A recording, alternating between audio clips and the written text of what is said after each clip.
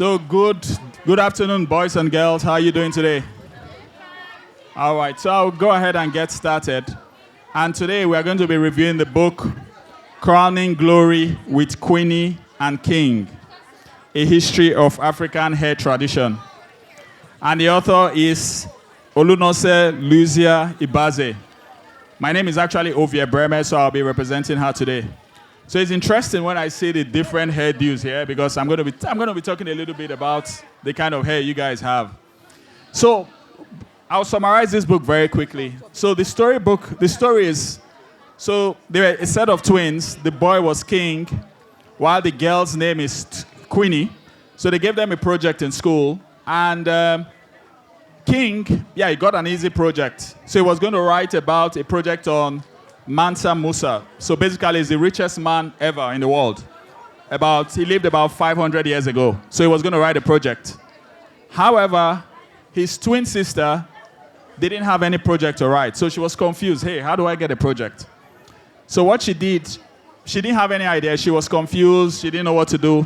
So she went with her mom to a hairdresser because the hairdresser was doing her hair.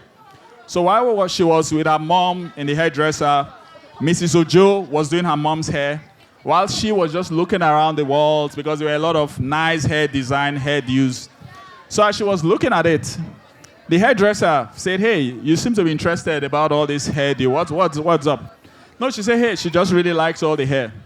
So now the story starts. So the hairdresser said, okay, you know what? I'm going to tell you a story about hairdressing. Basically, all your hairstyles, how it came about. So many years ago in the African continent, we had a tradition.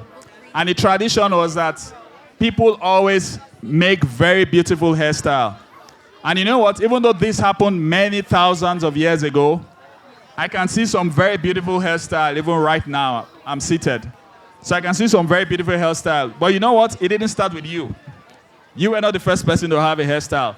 We've been doing this for several thousand years. And the reason is that Africans, not just you guys are Africans, but Africans for thousands of years, they've always been particular about their hair. They take time to make sure it's well-dressed, it's well-designed, it's beautiful. It's their crowning glory. It's very important for them. And they pass this tradition from generation to generation.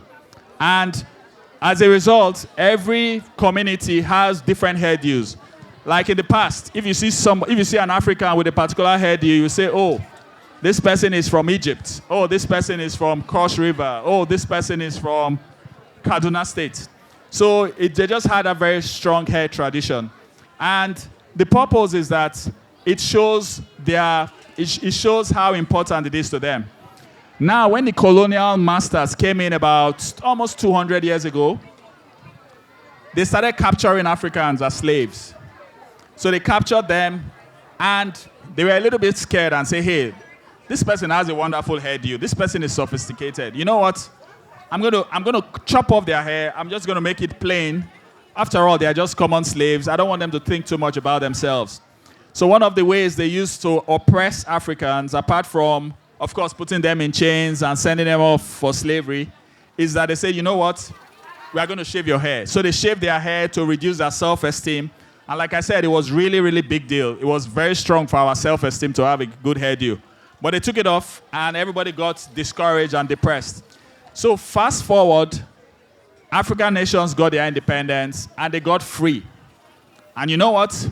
So Africans said, oh, after shaving all our hairs and we have been depressed, now we are excited. Now we have freedom. And how are we going to express our freedom? We're going to start making beautiful hair again.